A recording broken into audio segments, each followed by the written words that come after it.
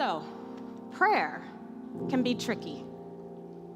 It can be tricky because sometimes we feel insecure in our prayers, as if we don't have the right words to say. And if we don't say it quite right, God might get angry with us. Sometimes prayer can be tricky because maybe we haven't prayed in a while, and we feel some guilt around how long it's been since we've had a sincere moment of prayer. And then prayer can be tricky too, because many times our prayers might look like giving God instructions. God, do this for me. God, I need that. God, I want that. I want this. And when we worry about whether or not our prayers are acceptable to God, it can get in the way of our prayer life. And here's something I'd like to suggest. It doesn't really matter what you pray. What matters is that you try.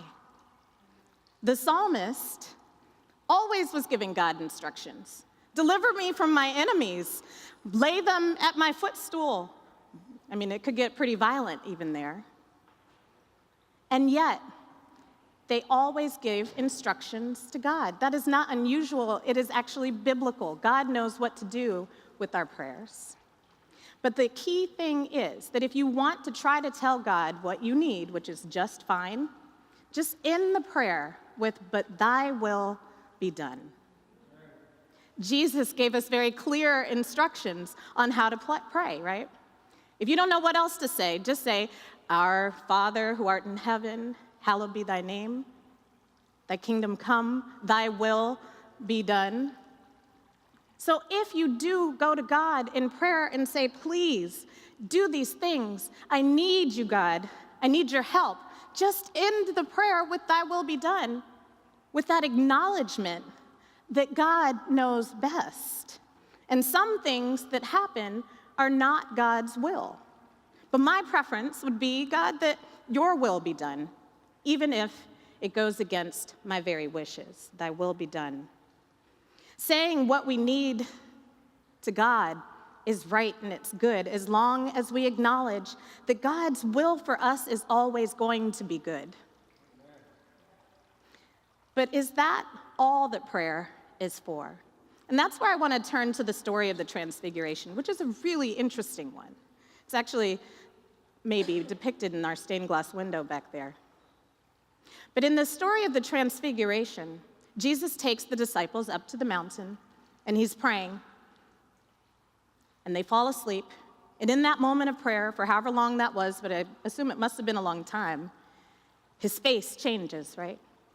And then his clothes turn white. And in some versions of the story, he lifts up into the air, and there he is joined by Moses and Elijah. Now, the disciples see this, but Jesus, in some versions of the story, also instructs them, do not tell anybody about what you've seen. So his glory was revealed. This was a huge moment. He changed his face, everything, it was huge. And yet they couldn't tell anybody. And so I say, well, why did Jesus even take them up there? And this is where I want to go back to the beginning of the story. So there they walk up the mountain. He enters into a long moment of prayer, and then he changes. And remember that everything that Jesus did, he invited us to do too. So he would set the path, right? He'd go before us, and then he wants others to do what he did. So Jesus took the disciples up on the mountain, and they went up there and they saw him praying, but then they saw that he changed. Do you see what that might mean for us? C.S. Lewis famously said, prayer doesn't change God, it changes us. God already knows what God is up to. God knows what's on our hearts. God knows our needs before we could even articulate them. But as we risk the moment of prayer, something in us changes. And so this is what the Transfiguration, I think this is a big piece of what it's about, is that when we come to God in prayer, when we do what Jesus did, we get down on our knees and we really just try, something in us changes. Our face will change with lightness. Our spirits will become whole with healing. This change is what we're always invited into if we just can try to come to God in prayer.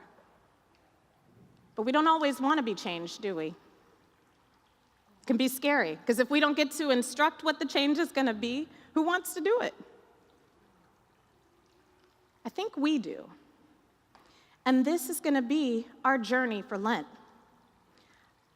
Lent can be essentially a long prayer, a prayer for God to change our countenance, to bring us so that we are ready to be resurrected with Jesus at Easter.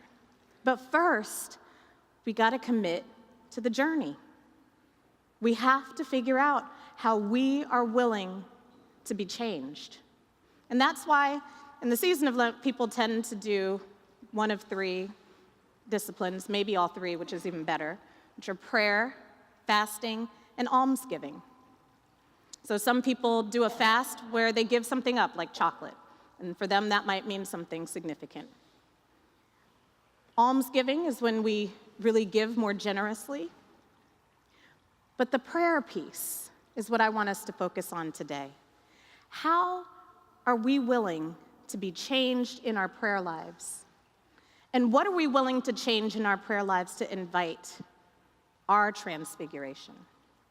That's our invitation today, to ask God to speak to us, to demonstrate what it is that we need to become stronger and more whole and more prepared to do what God is asking us to do in our lives.